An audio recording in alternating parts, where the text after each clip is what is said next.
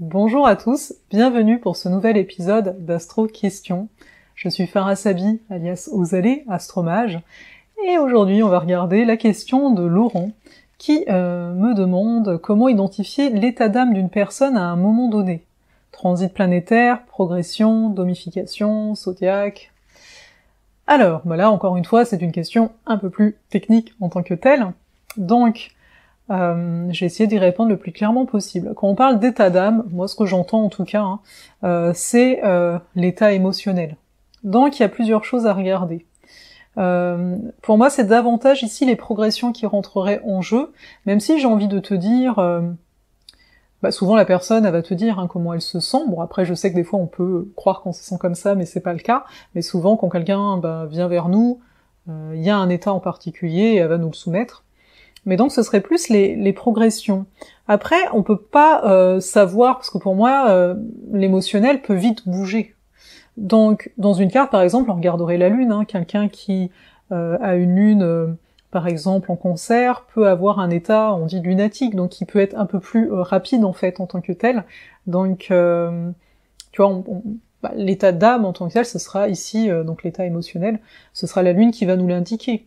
Mais on va pas vraiment pouvoir savoir, là, présentement, aujourd'hui, à la minute, vu comme ça change vite, la personne est dans tel état. Toutefois, donc, je commençais à dire qu'on peut regarder les progressions pour voir l'évolution de la personne en interne. C'est pour ça qu'ici, je veux parler des progressions, parce que c'est finalement les transits intérieurs, où elle en est dans sa vie et compagnie, mais, tu vois, je suis pas sûre que c'est pas parce que la planète est peut-être dans une phase, on va dire, où il peut y avoir plus de fatigue, où... c'est peut-être, par exemple, une lune progressée qui serait en maison 8, où il y aurait peut-être un peu plus elle est en train de dénouer des schémas, etc. À quel point on pourrait se dire, en ce moment, elle est dans un état dépressif. Ça, c'est pas sûr. Toutefois, en regardant les progressions plus les transits, j'ai envie de dire, je pense que c'est un mélange. Moi, j'ai pas cherché à avoir un état d'âme, c'est pour ça que je me dis. Mais les transits par après, parce que les transits, finalement, c'est qu'est-ce qui se passe extérieurement. Donc dépendant, si on a une lune progressée par exemple, parce qu'il faut voir ce que fait la carte bien sûr, en 8 et en parallèle, je sais pas, on a un aspect difficile, Saturne au soleil, ou Saturne même à la lune, etc., on peut se poser la question de comment, peut-être son état est plus dans un sens que dans un autre.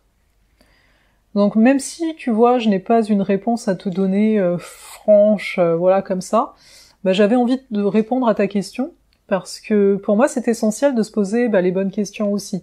Pourquoi on recherche l'état émotionnel ?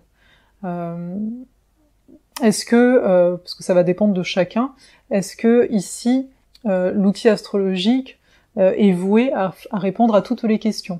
Eh bien j'ai envie de dire peut-être pas.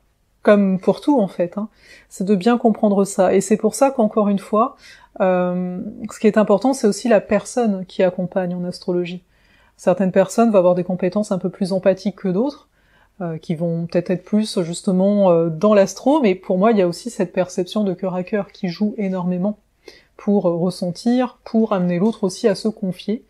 Donc se confier, donc être assez en confiance en fait pour parler des choses qui, de prime abord, on parlerait peut-être pas à un membre de sa famille, parce que c'est pas le lieu, c'est pas l'endroit, la personne est concernée, etc.